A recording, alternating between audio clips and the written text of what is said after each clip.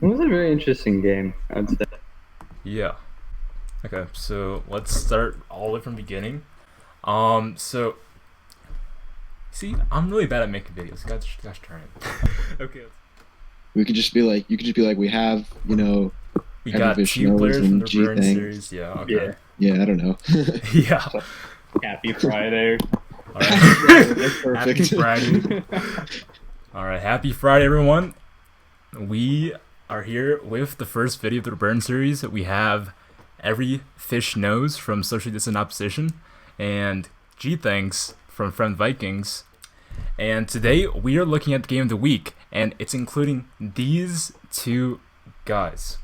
So, first of all, you both, coming into this match, what were you expecting? It's a fresh new league. You guys are new. You guys are both new to this league. What did you guys think of this match coming in? I'll go first. To be honest, I thought we'd put up more of a fight. I think we played. I think it could have gone. To be honest, I think a lot of the games were pretty close in the match. Like we had, I think our board four. I think no, our board three was like up in exchange. Yeah. This game. There were a couple other games I thought which could have gone either way. This one probably could have also gone either way, but just in general, I thought we had a lot of chances. I mean, it didn't really go our way, but I didn't think we went down without a fight. Even the score might have showed that, but we had the chances. Yeah, I don't think the score accurately defined the match. I think all of our games were very competitive. I mean, including this game. This game was really like a dice roll game. It's quite sharp, so Right. there was a lot of action. The score didn't really define a whole lot. Yeah, I completely agree. For those who don't know, the score was 65.5 to 2.5 to Fremd. And I thought that was very generous to give to Fremd because Socially Distant Opposition did play pretty well, in my opinion. Alright, so let's get to this match. So, Everyfishknows started with e4. We have a French. We're just going to go through this line. It's a Tarash. And this is just main line, right? Queen B6 is a sideline. The F6 is the main line. F6 is the main. Right. Knight F6 is the main line, of course. Do you guys have a key point that a key move where you guys want to go to? Sure. I played knight. What is it? Knight. Knight Move F3. 7. Yeah, move 7, knight e2 was. I mean, I think the main move's knight F3 there. I don't really know the French that well. No, both work. Both work. Yeah. I don't know. I kind of have seen this knight e2 and then the other knight goes to f3 line before her, and I think it has a pretty solid reputation, so I just went for it. But yeah, I mean, I think knight from g1 to f3 and move 7 also is a possibility, but I'm not too familiar. Yeah. Both are pretty solid. Knight e2 tends to lead to a lot of sharper games. It's kind of nice. Knight f3 also, there are some sharp games, but it's very theoretical. Knight f3 is a lot more theoretical than what it looks like.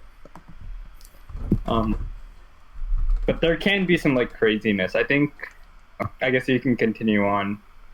If you continue on to move 9 after f6, white has this idea of playing like knight f4 here,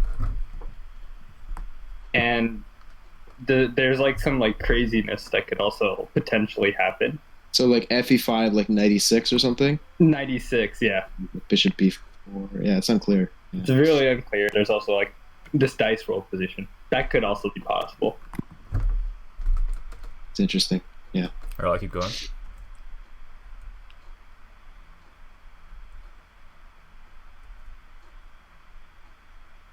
Yeah, I think here this is just all main line. There's some sort of it. Yeah, bishop before. I'm trying to exchange the dark squared bishops in this position because his good bishop is his dark squared bishop, so I kind of want to leave him with this sort of, a lot of times in the French, this light squared bishop can sort of be boxed in by his pawns. In this line, it's not as pronounced because the pawn from e6 can move to e5 a lot of times, and the bishop is not as bad because there's no, I mean, in the advanced French, there'd be a white pawn on e5, which would make this bishop look not so good. In this position, it's not as clear, but I still thought trading the dark square bishops was a good idea here. Yeah, I agree. I think the centerpiece of my position would be my dark squared bishop, just because of how it's the strongest of my two bishops, and by getting rid of one of like my stronger pieces, my bishop on c8 will kind of be a little ugly if you keep that e6 pawn stuck there. Yeah, I'm not too familiar with this Tarash line, but so usually I play against the main line, which is Yeah, right. Knight f6 and then knight f d7, and you get f4 in. So, contrary to that like pawn pushing from both sides, this is just more positional with like pieces aiming on d4, just trading off these positional squares. Right. So what about this pawn on queen takes b2? Yeah. I'd seen this line before, but I never really knew how to play against it. To be honest, I thought people would usually like castle and go bishop d7 in these positions. But yeah, queen takes b2. I don't know. It wasn't too familiar, but yeah, I mean, it looks like an interesting move. To be honest, yeah, I mean, I don't know. So it's like, I felt like just like, it's a pawn. Let's try to dice roll it up, What's your justification? That's what I wanted to like. I was curious to see, it's like experimenting, but like, I guess there's a lot of fire in the position that could happen. Yeah, for sure. Rapid game, it's hard. Yeah, I mean. Yeah. Here, difficult line. So here, white g3. Well, g3, I'm just trying to consolidate my king a little bit. I'm trying to maybe h4 at some point. I'm trying to give my king a square, but it's also a bit of a waiting move. I'm just trying to sort of wait, see what's going to happen. My knight on f4 could be attacked if his knight from f6 were to move, then my knight on f4 would be on pre. So I'm also defending my knight on f4. I'm just sort of solidifying my position a little bit. Yeah. The f file is a point of weakness here, just because I have like the threat of knight g4 coming in. I guess you have knight h3, but it's the f file will be like my key point, and I guess g3 is a strong move because even though it holds the f4 knight, it's really hard for me to kick that knight in general, and I think because if you ever play something like g5, it's gonna weaken his king a lot, and I'm gonna have ideas of probably even some sacrifices there. Yeah, so, maybe long term. I see this like rook lined up on f2, b2, and I think this complication comes like much later into the game. I think one nice thing that you did in this game was you held on to not taking the e6 pawn and like establishing that e6 pawn as a weakness. Yeah. Just because like you could have grabbed that at any time, but like holding it on there, it shows how bad my bishop pretty much is right now. Yeah. Actually, was it in this position where you had bishop takes h7? Because we talked about it like, briefly. Yeah, so after king takes h7, what were we thinking? Wait, was it in like after rook takes b7 or was it before? That's what I wasn't sure. Yeah, I don't think it works in this position because the knight on f6 protects. Maybe rook takes d7 first. Rook takes d7, yeah. And then knight. Yeah, it is rook takes d7 first, and then you get but we can't play bishop takes h7 there because king h7, knight g5, and if if we try queen h5 like a sort of Greek gift, there's knight f6 there for black. So. Yeah. So, yeah, but you're giving a variation with rook d7 and rook e6. Like in this, it's one of the variations in here. So like rook d7, knight e6, rook takes e6. I didn't see this during the game. I considered knight takes e6 instead of rook takes e6. But I wasn't sure. I didn't want to sacrifice an exchange, to be honest. And it looked this position. Apparently, this is like much better for white. But this is super hard to play. But apparently, computer can play this fine. This is like I would like prefer white here, even though it feels like you're playing down exchange. You have a lot of compensation. Like knight g5 can come in too. Knight g5 is a decently strong threat, I think. Yeah. It's not so easy here for black. White has a lot of initiative for the exchange. So knight f6. What happens? We just rook take takes f6. Yeah. It's quite crazy. If rook bishop takes h7. Wow, Apparently you just claim that you're winning this and just dominating the black king. It's really hard to defend as black here. Yeah, this is a nice line. All right, back to the actual game. So rook takes b8 instead.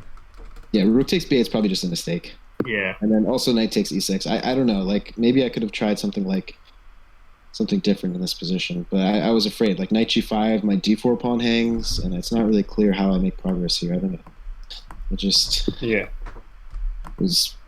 Rook takes b8. I was really upset with myself after that move because I felt like I could have sacrificed, but I just didn't seem to really calculate enough there. But yeah. Okay, so knight takes e6 happened, right? Mm-hmm. Yeah. Rook b2, eyeing the f2 pawn. So yeah, in this position, there's actually a nice move for white. I looked after the game, and there's a move Queen c1 in this position. c1. That actually wins somehow. So Queen c1, Rook takes f2. Then there's this move Queen c5. Wow. Queen c5 threatens mate on f8, and if bishop takes e6, then queen takes c6. And yeah, this is I didn't get anywhere near seeing this, because in order to play Queen c1, you got to see Queen c5. Yeah, and that idea seems pretty abstract. So Yeah, I just thought I blundered Rook b2, and I was worse after that. So good move actually. Can't really. My whole dark back rank is just bad, and there's nothing very much to it. Yeah. So yeah, Queen c1 would have been nice, but that's tough. That's so okay. I think I played knight c5. Yeah, so knight c5. If Rook takes f2, then I wanted knight takes d7, because in this position I kind of thought I just took this pawn on e6, which means now this bishop on d7 has a lot of range. It can go to g4, it can go to h3 sometimes, and I just wanted to get rid of that bishop. So if Rook takes f2 immediately, I played knight takes d7, and I was happy there just to get rid of that bishop, because it felt like my king was kind of being held together. Like, even if there's a Rook g2 check there, my king can go to h1, my knight takes h2. And yeah, so he played bishop g4, very logical. Yeah. He's not taking the pawn immediately. So yeah, instead of bishop e2, there was actually this move h3. So h3 takes and knight g5. If bishop g4, there's queen takes g4 and mate.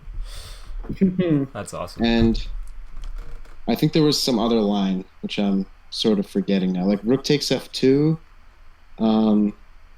There's something here. Like, is it bishop takes? Is it like, I'm forgetting it now, but there was something. Maybe I could just, no, I can't take. That's mate. So maybe it's not mate. King f1. Like, I'm just looking at this line, king f1.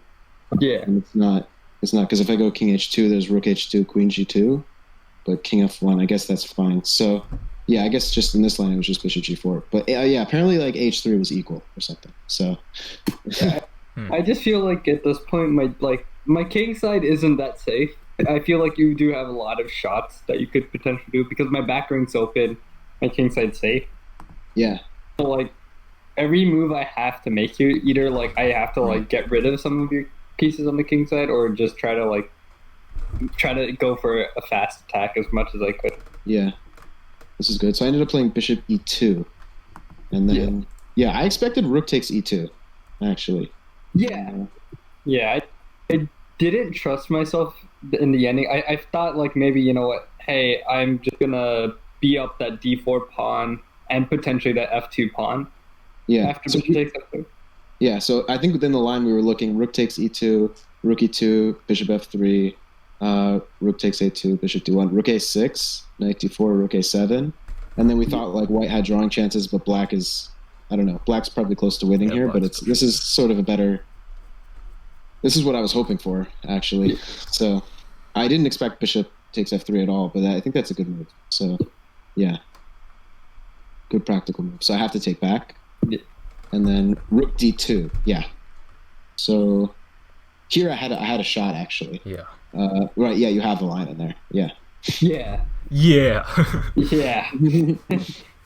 So yeah, bishop takes d5, right? He has his shots. Bishop takes d5. The point is, you're hitting the queen and the king at the same time. So okay, so if knight takes, then we just have mate coming on the board, right? Rook, and then the queen's gonna come to h5. There's a nice forced mate. Rook e8. Yeah, king let's go through it. Rook e8. So queen h5. It has to play g6. Then we take. The rook is attacked. If you take, there's this check. King has only one square, and this mate like this. That's beautiful. I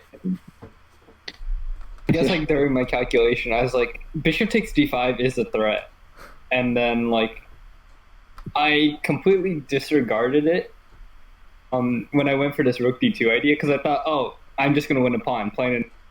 But like this whole time I was worried about that bishop takes f3, because he had this like sack on d5. As soon as my f6 knight moves away, you have this rook e8, queen h5.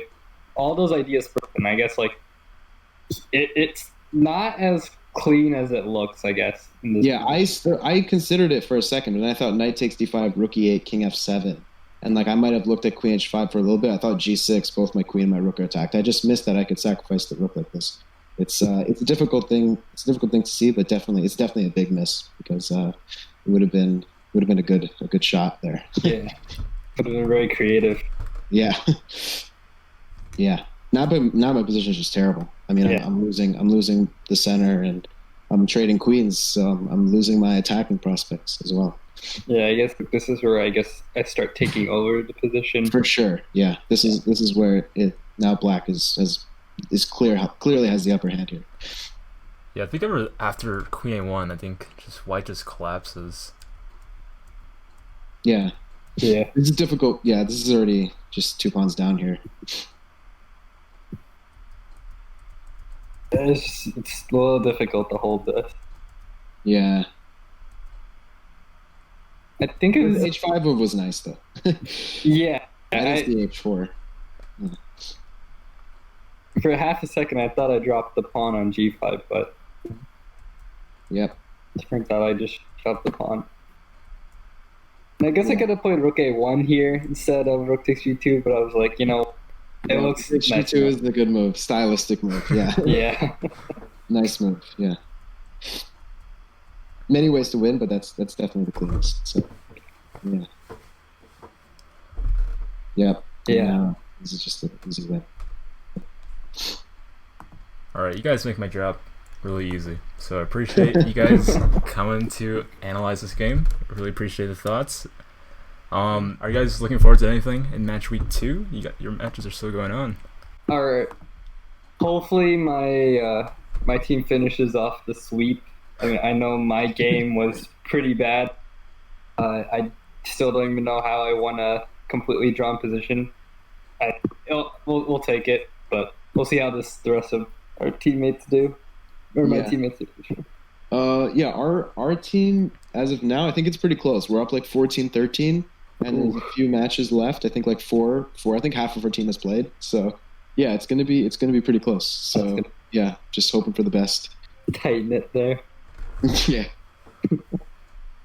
All right. Well, good luck to both of you guys. Thanks for coming out, and perhaps we'll see you guys a future week. You never know. Yeah. Thank you. Thank you. Yep. It's just you always think it's gonna, like, if you're like looking at like a puzzle, it's like white to play and win, like you find it just because it's like, what else are you gonna consider? But like if you're looking at like an actual game, it's like, I don't know, like my knight's pinned, my f2 pawn's hanging, the d4 pawn's hanging. It's like, no, knight g5. No, knight g5. Yeah. Throw more fire into the position. Yeah. That's all the best you can do. Yeah.